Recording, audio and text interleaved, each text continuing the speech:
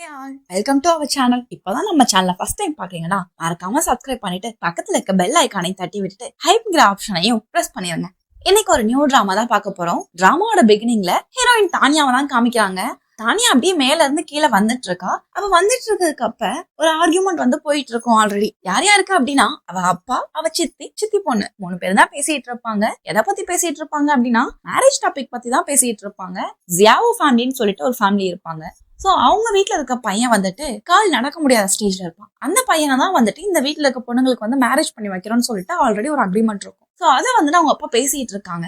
அந்த மேரேஜ பண்ணிக்கிறதுக்கு நான் செத்து போயிருவேன் அப்படின்னு சொல்லிட்டு இந்த சித்தியுடைய பொண்ணு இருப்பா இல்லையா, அவ சொல்லுவா. அவ சொன்ன உடனே அவளோட அம்மாவுமே ஆமா நானும் என் பொண்ணு செத்துரும் அப்படின்னு சொல்லி பேசிட்டு இருக்க. கரெக்டா அந்த டைம் நம்ம ஹீரோயின்மே என்ட்ராகுறா. என்ட்ரானாவ ஒரு கத்திய தூக்கிட்டு வேற வந்திருப்பா. வந்த அவ ஓகே சாக போறீங்க அப்படின்னா இந்தாங்க கத்தி அப்படின்னு சொல்லுவா. அதை கேட்ட அப்பாவுக்கு பயங்கர கோவம் வந்துடும். தானியா என்ன பேசிட்டு இருக்க நீ அப்படின்னு கேட்க, இதுல என்ன இருக்கு, அவங்க சாக போறேன்னு சொன்னாங்க, சோ இந்த கத்தி ஷார்ப்பா இருக்கு, இத கொடுத்து சாகுங்கன்னு சொன்னேன் அப்படின்னு சொல்லிட்டு டேபிள்ல ஓங்கி அடிப்பா.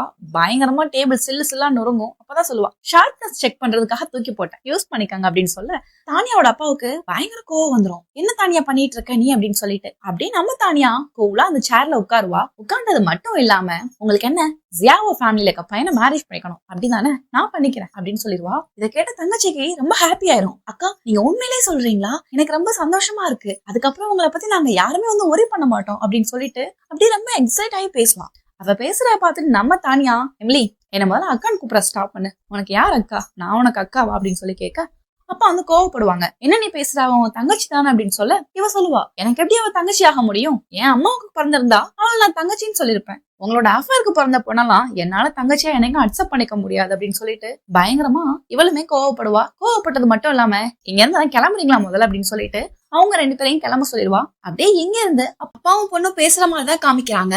நம்ம ஹீரோயினா அவ அப்பா கிட்ட ஒரு டாக்குமெண்ட்ட கொடுக்குறா. அவனுமே வந்துட்டு என்ன இது அப்படின்னு கேட்க, நான் இந்த மேரேஜ பண்ணிக்கணும்னா சில கண்டிஷன்ஸ் எல்லாம் இருக்கு, இந்த டாக்குமெண்ட்லாம் இன்க்ளூட் பண்ணிருக்கேன், செக் பண்ணுங்க அப்படின்னு சொல்ல டாக்குமெண்ட்ட ஓபன் பண்ணி பார்த்தா அவனுக்கு கண்ணு மொழிலாம் பிதுங்கி போயிரும்.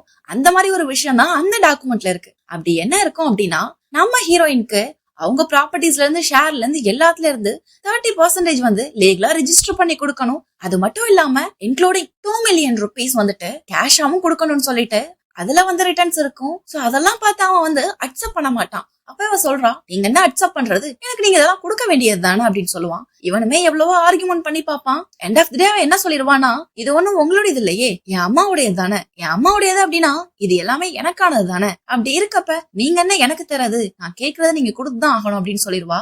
இவன் அக்செப்ட் பண்ணாம இருக்கவும் நம்ம ஹீரோயின் டாக்குமெண்ட்டை எடுத்துருவா. எடுத்தது மட்டும் இல்லாம ஞாபகம் இல்லையா, நான் கேக்குறத நீங்க கொடுக்கல அப்படின்னா கண்டிப்பா நான் மேரேஜ் பண்ணிக்க மாட்டேன், நான் மேரேஜ் பண்ணல அப்படின்னா பாசமா வளர்க்குறீங்களே உங்க பொண்ணு, அவ வாழ்க்கை ஃபுல்லா ஒரு விடோ மாதிரி தான் இருக்கணும், அது மட்டும் இல்லாம இந்த சொத்து எல்லாமே ஆட்டோமேட்டிக்கா ஃப்ரீஸ் ஆயிரும், அப்புறம் என்ன பண்ண முடியும்னால அப்படின்னு சொல்லிட்டு நம்ம ஹீரோயின் அங்க இருந்து கிளம்ப போவா. அதை பார்த்து பயந்து போய் இல்ல நான் சைன் பண்றேன் கூட அப்படின்னு சொல்லிட்டு அப்பாவுமே இந்த டாக்குமெண்ட்டை வாங்கி சைன் பண்ணிட்டு இருப்பான். அப்பதான் சைன் பண்ணி முடிச்சதுக்கு அப்புறம் கேக்குறான், முன்னாடி மாதிரி நம்ம பிசினஸ் இல்ல, ரொம்ப டவுனா தான் இருக்கு, சோ வந்துட்டு என்கிட்ட அவ்வளவு கேஷ் எல்லாம் இல்ல, நீ ஏன் இந்த வில்லாவை எடுத்துக்க கூடாது அப்படின்னு சொல்ல, இந்த வில்லாவையா, இந்த வில்லால தானே நீங்களாம் ஸ்டே பண்ணிருக்கீங்க, நீங்களா என்ன வெளில போறீங்களா என்ன அப்படின்னு சொல்லிட்டு நம்ம ஹீரோயின் கேட்க இவனுக்கு ரொம்பவே ஷாக்கிங் ஆயிரும். அப்படியே அமைதியா இருப்பான். அப்பதான் சொல்றான், இன்னும் உன்னோட கல்யாணத்துக்கு 7 நாள் தான் இருக்கு, எதுவும் உன்னால பிரச்சனை வராதுல்ல, கண்டிப்பா மேரேஜ் பண்ணிக்கிறவே இல்ல அப்படின்னு கேட்க அவளுமே வந்துட்டு கொடுக்க வேண்டியது கொடுத்துட்டீங்களே, நான் மேரேஜ் பண்ணிக்கிறேன் அப்படின்னு சொல்லிட்டு அங்க இருந்து கிளம்புறா. அப்பதான் இவன் கேட்பான், அப்போ உனக்கு இந்த வீடு பாடி கார்டு எதுவுமே வேணாம் அப்படின்னு கேட்க எனக்கு வேண்டாம் அப்படின்னு சொல்லிட்டு நம்ம ஹீரோயின் இங்க இருந்து கிளம்புறா. இங்க இருந்து சீன் கட் பண்ணி பிளாஷ்பேக் தான் காமிக்கிறாங்க. ஒரு 3 வருஷத்துக்கு முன்னாடி போய் காமிக்கிறாங்க. அந்த நாள்ல தான் நம்ம ஹீரோயின் அவளுக்கான பாடி கார்டை வந்து செலக்ட் பண்ணுவா.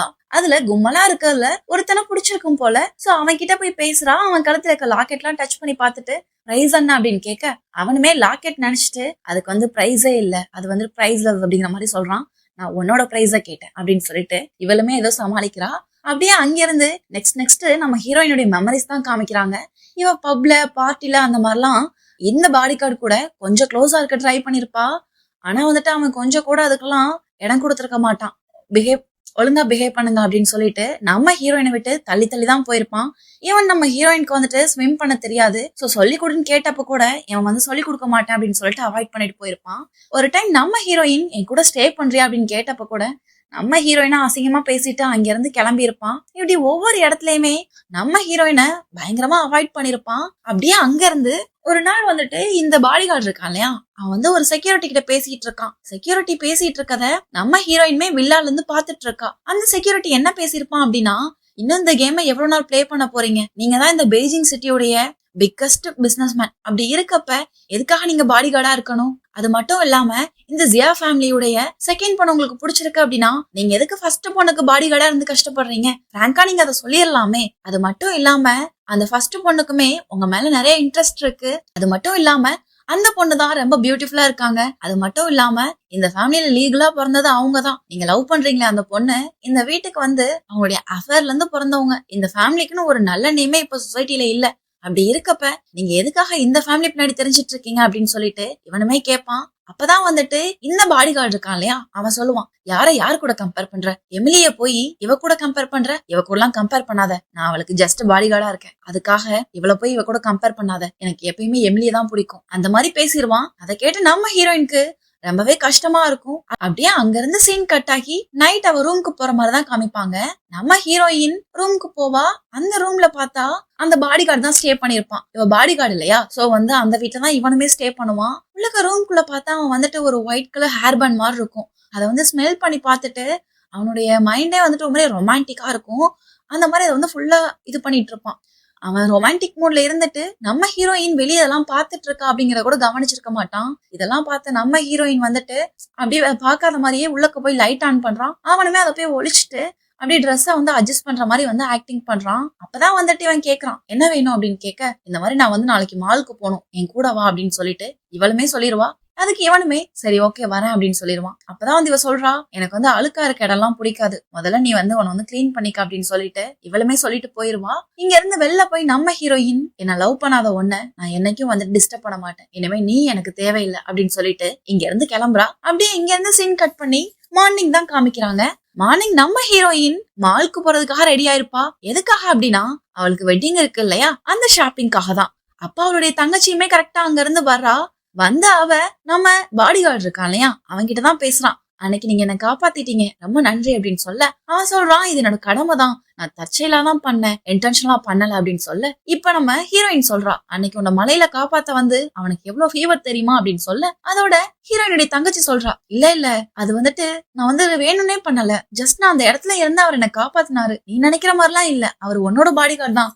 அந்த மாதிரி வந்துட்டு இவ வேணுக்குமே பண்ண விஷயத்த கூட ஹைட் பண்ணி பேசுவா. அப்பதான் வந்துட்டு இந்த ஹீரோயினுடைய தங்கச்சி இருக்கா இல்லையா, அவ கேப்பா, நீங்க மாலுக்கு தானே போறீங்க, நானும் உங்க கூட வரட்டா அப்படின்னு கேட்க நம்ம ஹீரோயின் கேக்குறா, ஏன் உனக்குன்னு கார் இல்லையா, உன் கார்ல போய்க்க, நீலாம் என் கூட வரக்கூடாது அப்படின்னு சொல்லிட்டு நம்ம ஹீரோயின் கோவமா பேசுவா. அதுக்கு இந்த பாடி கார்டுமே, இல்ல செகண்ட் உடைய டிரைவர் ஊருக்கு போயிருக்காரு, சோ இப்ப கார் டிரைவ் பண்றதுக்கு அவங்களுக்கு யாரும் இல்ல, நம்ம தான் கூட்டிட்டு போகணும், நீங்க வாங்க எங்க கூட அப்படின்னு சொல்லிட்டு இவனுமே ஹாப்பியா இவளை கூட்டிட்டு போயிருவான். அப்படியே இங்க இருந்து சீன் கட் ஆகி மால் தான் காமிக்கிறாங்க.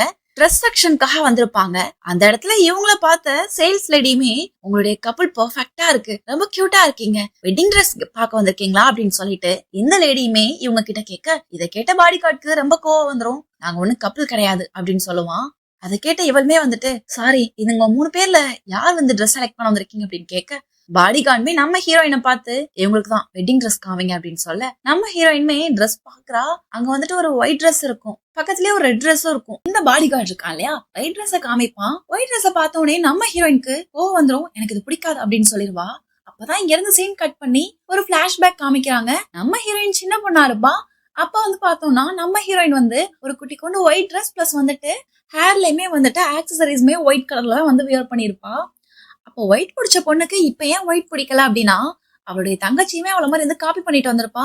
என்னமோ நம்ம ஹீரோயின் தான் அவளை பார்த்து காப்பி பண்ண மாதிரி, நீ ஏன் நான் போடுற மாதிரியே வந்து வியர் பண்ற, உனக்கு வந்து வேற வேலையே இல்லைன்னு சொல்லிட்டு அந்த வயசுலயே நம்ம ஹீரோயினை போயிட்டு ஆர்கியூமெண்ட் பண்ணிருப்பா. கோவத்துல நம்ம ஹீரோயின், இது என் அம்மா கொடுத்தது, நீ தான் என்ன மாதிரி காப்பி பண்ணிருக்க அப்படின்னு சொல்ல வேணுக்குமே அவ விழுந்துட்டு அழுக ஆரம்பிச்சிருவா.